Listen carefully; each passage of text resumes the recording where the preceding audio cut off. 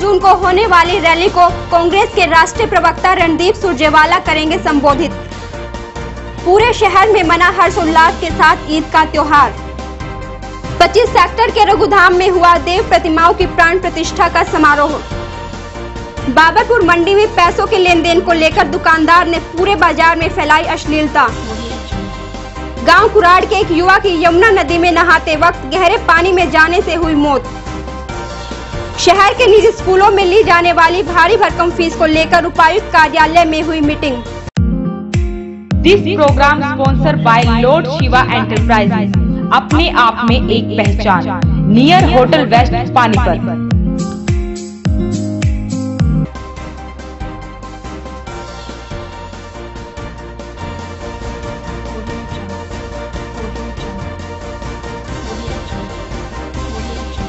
नमस्कार, स्वागत है आप सभी का वॉइस ऑफ पानीपत में। इस वक्त आप देख रहे हैं पानीपत दनादन। मैं हूं पिंकी धीमान। रूबरू करवाऊंगी आप सभी को पानीपत की कुछ ताजा तरीन गतिविधियों के साथ। पानीपत के मस्जिद में आज मुस्लिम समुदाय के लोगों ने नमाज अदा की और ईद के इस पर्व पर भाईचारे और एकता का संदेश दिया। पूरे देश की तरह पानीपत में भी ईद का त्योहार बड़ी धूमधाम से मनाया गया, जिसमें मुस्लिम समुदाय से जुड़े सभी लोग एक दूसरे के गले मिलकर ईद की मुबारकबाद देते हैं। यह त्योहार मुस्लिम कैलेंडर के अनुसार 10वें महीने शवाल के पहले दिन मनाया जाता है। इसमें पहले एक महीने तक जो रमजान का महीना होता है, उसमें सभी महिला, पुरुष, बच्चे रोजे रखते हैं और 30 दिन बाद चांद नजर आता है, जिसे ईद का चांद कहते हैं। इसका दीदार करने के बाद ईद उल फित्र सगीर, जिसे छोटी ईद कहा जाता है, उसे मनाते हैं। पानीपत शहर में चाहे वो कलंदर पीर हो या मस्जिद, मुस्लिम समुदाय से जुड़े लोग नमाज पढ़कर अल्लाह से दुआएं करते और एक दूसरे के गले मिलकर ईद की मुबारकबाद देते दिखे। सभी के चेहरे पर ईद की खुशी झलक रही थी। एक दूसरे के घर जाकर ईद की बधाइयां दे रहे थे। सेक्टर 25 के रघुनाथ धाम में आज अन्नपूर्णा वस्त्र एवं अनाज बैंक का स्थापना दिवस और देव प्रतिमाओं की प्राण प्रतिष्ठा का समारोह मनाया गया। कार्यक्रम में विशेष तौर पर गीता मनीषी स्वामी ज्ञानानंद महाराज जी पहुंचे थे और साथ ही उपायुक्त सुमेधा कटारिया, परिवहन मंत्री कृष्णलाल पवार, शहरी विधायक रोहिता रेवड़ी, ग्रामीण विधायक महिपाल ढांडा, भाजपा नेता सुरेंद्र रेवड़ी के अलावा कई गणमान्य व्यक्ति मौजूद रहे। स्वामी ज्ञानानंद महाराज ने अपने संबोधन में कहा कि गाय और गीता राजनीति करने के लिए नहीं है। उन्होंने कहा कि बच्चों को गीता का पाठ जरूर स्मरण करवाया जाना चाहिए। उन्होंने कहा कि आज प्रदेश की जेलों में बंद कैदी भी जियो गीता का पाठ कर रहे हैं, जिससे उनका दिमाग सही दिशा में जा सके। कि गाय और गीता राजनीति नहीं है, गाय और गीता आवश्यकता है। बच्चों के संस्कार के लिए गीता आवश्यक है। युवाओं को सन्मार्ग मिलता रहे, युवा चेतना सन्मार्ग पर चले, इसके लिए गीता की आवश्यकता है। पारिवारिक सद्भावनाएं सुरक्षित रहें, इसके लिए गीता की आवश्यकता है। मानवीय मूल्य, मानवीय संवेदनाएं जागती रहें, इसके लिए गीता है। और आज जो तनाव और अशांति का वातावरण है, उसे मिटाने के लिए गीता है। और वो भले ही राजनीतिक समस्याएं हों, भले ही पारिवारिक समस्याएं हों, व्यवहारिक हों, हर एक का समाधान गीता है। तो हमने इस रूप में गीता को राजनीति की भी आवश्यकता बताया और हर क्षेत्र की आवश्यकता है। वो गंगा गीता भी सरकार ने पूरे 4 साल जब से सरकार है, नीतियाँ बनी, बहुत प्रचार भी हुआ है, लेकिन ग्राउंड में उतना कुछ नजर नहीं आता। देखो, गीता पे जहाँ तक है, गीता पे तो पूरा विश्व, पहले कौन जानता था गीता जयंती को, अब पूरा विश्व जानने लगा है गीता जयंती को। गीता जयंती के दिनों में स्कूलों में क्विज होते हैं, बच्चों में एक चेतना जगी है।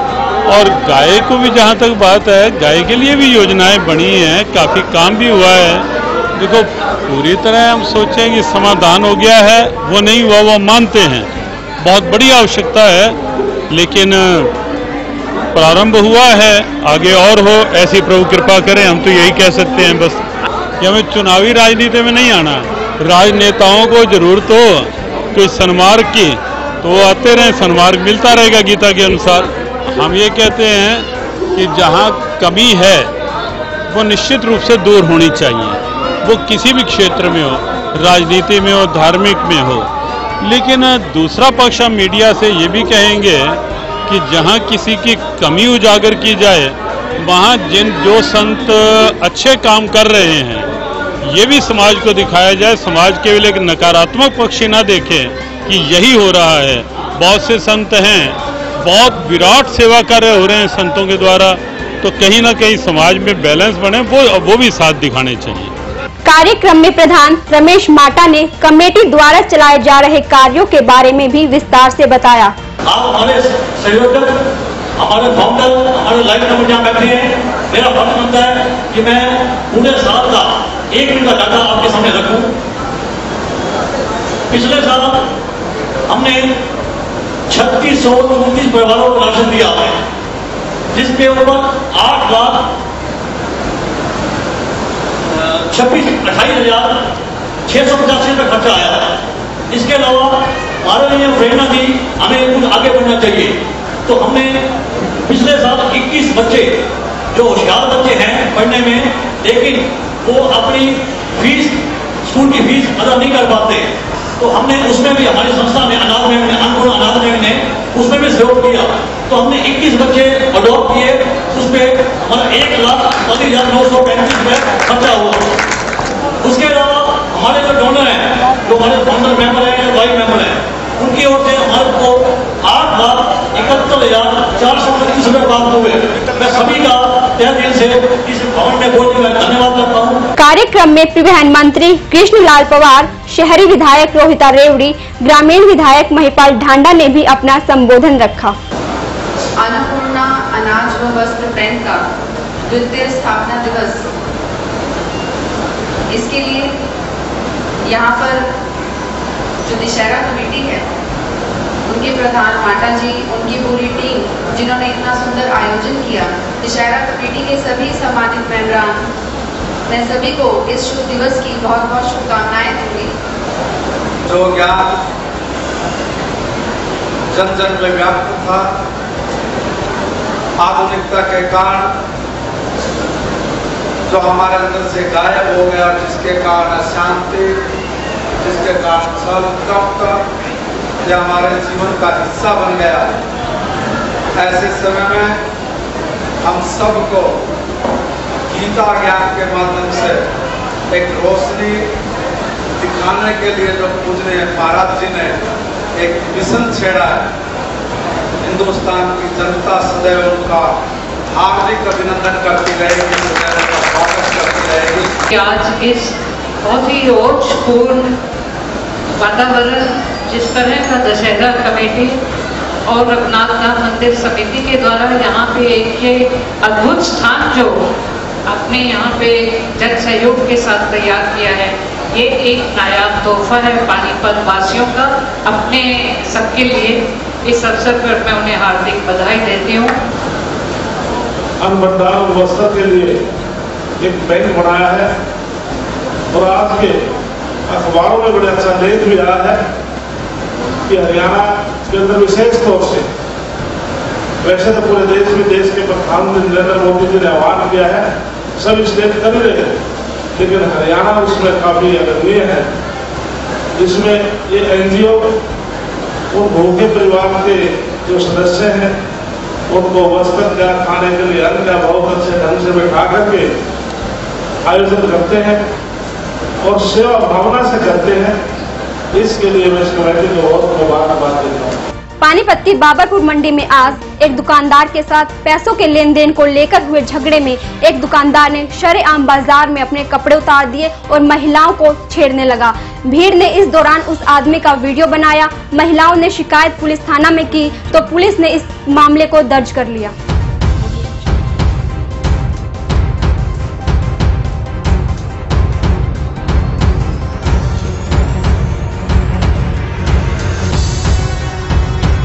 मामला बाबरपुर मंडी का है, जब मालती के पति नागेश्वर ने अनिल नामक दुकानदार के मात्र 540 रुपए देने थे। उसने मालती के पति नागेश्वर को दुकान के अंदर बुलाया और जब नागेश्वर से पैसे मांगने लगा तो नागेश्वर के पास पैसे नहीं थे, जिसके चलते अनिल ने उसके साथ मारपीट की और बीच बचाव में जब मालती मकान मालिक सतीश व उसकी मां गुड्डी के साथ अपने पति को छुड़ाने गई तो आरोपी ने महिला के सामने अपने सभी कपड़े उतारकर उसका पीछा करने लगा और सरेआम बाजार में भी उसका पीछा किया। मालती का कहना है कि भागकर अपने घर आ गई।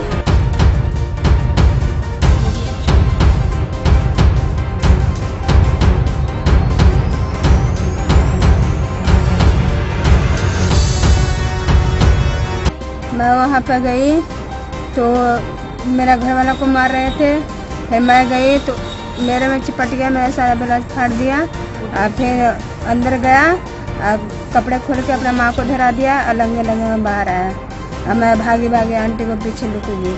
कितने पैसे देने थे आपके पति? 540 देना था। घर वाला को बहुत मार मारा, अब पैर में भी चोट लगाया और छुड़वाने गए तो मेरे पीछे लग गया।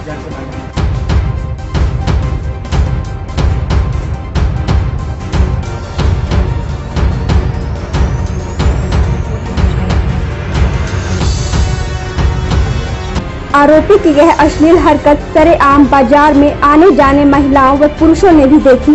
इसकी शिकायत मालती ने महिला थाना में दी, जहां पर आरोपी खिलाफ मारपीट व छेड़छाड़ का मुकदमा दर्ज कर लिया गया है। मामला इनके आप नौकर पीट दिया था, उन्हें पूछने गए, अंदर से आया, अंदर से आकर कपड़े काट कर और लग गया आकर मेरे को मारो ले। अपनी माँ तक कपड़े काट कर सारे दे दिए उसने, मेरे को मारो बिल्कुल नंगा हो गया और यहाँ लगा अलवार की दुकान लगे। मैंने उसको धक्का भी मारा दोनों हाथों से, मामला दर्ज हो गया। बताओ। मकान मालिक सतीश व पड़ोसी लव ने बताया कि अनिल पालीवाल नामक व्यक्ति ने मारपीट की और महिला के पीछे कपड़े उतारकर सरेआम बाजार में महिला का पीछा किया। मेरे पास मेरे दुकान पे काम करने वाला नौकर है, उसने उसका कुछ हिसाब किताब था 540 रुपए का। वो हिसाब के लिए उसको बुलाया और वो गया कि भाई चलो मैं अंदर तेरे को हिसाब बताता हूँ। अंदर गया तो उसको मारना चालू कर दिया। उसने सर पर उठाकर उसको पटका, उसके मुंह पर सर भी फोड़ दिया। उसके बाद उसकी घरवाली उसको छुड़वाने लगी तो उसके साथ भी बदतमीजी करी उसने और थोड़ी देर के बाद वो अपने कपड़े उतार के और जितनी लेडीज थी मेरे साथ, मेरी माँ थी, मेरी चाची थी और मेरा चाचा और बाकी ये लेडीज थी एक दो, और ये सारी वहाँ खड़ी थी। और उसने अंदर से कपड़े निकाल कर आया सारे, बिल्कुल नंगा, उसके शरीर पर एक भी वस्त्र नहीं था। वो निकाल कर औरतों के पीछे भाग लिया, बोले लो मेरे क्या करोगे तुम, ले करो क्या करना है। पुलिस ने एफआईआर दर्ज कर ली है जी और वो पुलिस आज आई भी थी और उसके खिलाफ कार्रवाई कर रहे हैं। बाबरपुर मंडी के अंदर अनिल पालीवाल नाम का व्यक्ति है, उसका एक नागेश्वर नाम के एक भारी व्यक्ति के साथ झगड़ा चल रहा था, उनके आपस में गाड़ी गलौज हो रही थी। उसके बाद उसने अनिल पालीवाल नाम के व्यक्ति ने उसने नागेश्वर को सारे थप्पड़ मारे। उसके बाद उसकी घरवाली के साथ वो मिलके वो आया वहाँ पर, तो उनके आपस में बातचीत हुई। उसके बाद अनिल पालीवाल ने अपने कपड़े उतार के, सारे कपड़े उतार के बाजार के बीच में आया और उनको चैलेंज करने लग गया। उसके बाद उनकी औरतों के पीछे वो नंगा भागा। उसके बाद नागेश्वर और सारे के सारे चले गए, लेकिन अनिल पालीवाल उनके पीछे ही भागता रहा।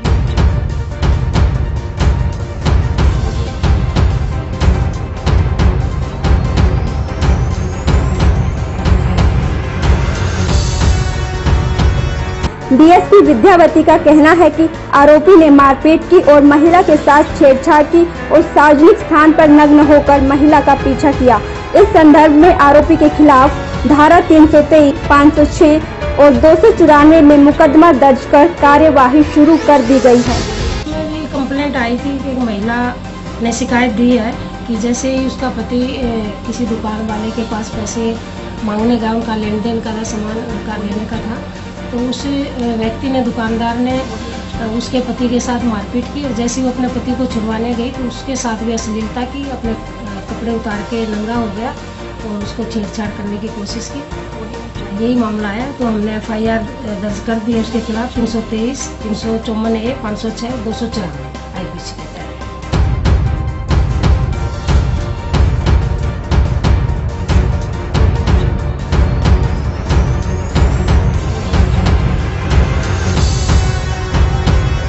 आने वाली 28 जून को कांग्रेस के राष्ट्रीय प्रवक्ता रणदीप सुरजेवाला इसराना में होने वाले एक रैली को संबोधित करेंगे। ये जानकारी आज प्रेस वार्ता के दौरान कांग्रेस के नेताओं ने दी। कबीर जयंती के उपलक्ष्य में 28 जून को कांग्रेस के राष्ट्रीय प्रवक्ता रणदीप सुरजेवाला पहुंचेंगे। ये जानकारी सुमित्रा चौहान महिला कांग्रेस की अध्यक्ष ने पत्रकार वार्ता के दौरान दी। कार्यक्रम की अध्यक्षता कांग्रेस के नेता बुल्ले शाह करेंगे। पत्रकारों से बातचीत में सुमित्रा चौहान ने कहा कि भाजपा जिस वायदे के साथ सत्ता में आई थी उसमें से एक भी पूरा नहीं हुआ। आज व्यापारी से लेकर दुकानदार और किसान अपने आप को ठगा महसूस कर रहे हैं। उन्होंने कहा कि जिस हरियाणा की धरती पानीपत से प्रधानमंत्री नरेंद्र मोदी ने बेटी बचाओ बेटी पढ़ाओ कार्यक्रम की शुरुआत की थी, उस जिले में ही बच्चियां सेफ नहीं है। उन्होंने कहा कि भाजपा ने 4 सालों में कोई भी नया कार्य शुरू नहीं किया, बल्कि कांग्रेस के राज में किए हुए कामों का शिलान्यास कर रहे हैं। प्रेस कॉन्फ्रेंस में यूथ कांग्रेस के अध्यक्ष जितेंद्र कुंडू, सत्यवीर निर्वाण के अलावा कई नेता मौजूद रहे। 28 तारीख को जिस बात के लिए मैं यहाँ आई हूँ, रणदीप सिंह सुरजेवाला जी जिस कार्यक्रम के मुख्य अतिथि होंगे, कबीर जयंती का आयोजन इस रैना में किया जा रहा है। क्योंकि पानीपत में तो लगातार शाह जी बुलाते रहते हैं, लेकिन इस बार अनुरोध किया कि थोड़ा सा हमें पानीपत जिले के ग्रामीण इलाके की तरफ भी बढ़ना चाहिए। और ये कार्यक्रम ऐसा है, सामाजिक के साथ साथ आज राजनीतिक बातों की भी जरूरत है। गांव कुराड़ के युवा यमुना नदी के किनारे 5 दोस्तों के साथ दौड़ की प्रैक्टिस कर रहे थे। प्रैक्टिस के बाद जब वो यमुना नदी में नहाने लगे तो एक दोस्त यमुना नदी के गहरे पानी में चला गया और उसकी मौत हो गई। आर्मी भर्ती के लिए यमुना नदी किनारे रेस में दौड़ की प्रैक्टिस कर रहे गांव कुराड़ के 5 युवक अमित, रवि, नरेंद्र, अंकित और अंकुश दौड़ लगाने के बाद सुबह 9 बजे यमुना नदी के अंदर स्नान करने लगे। तभी उनमें से अमित का नदी के गहरे पानी में पैर फिसल गया और साथ में स्नान कर रहे अन्य युवकों ने शोर मचा दिया। शोर सुनकर नदी किनारे प्रसाद बेचने वाले गोताखोर ने दौड़कर नदी के अंदर डूबे युवक की तलाश में नदी में छलांग लगा दी। इसके साथ सिंचाई विभाग के राजकुमार ने गोताखोर भी नदी के अंदर डूबे युवक की तलाश करने लगे।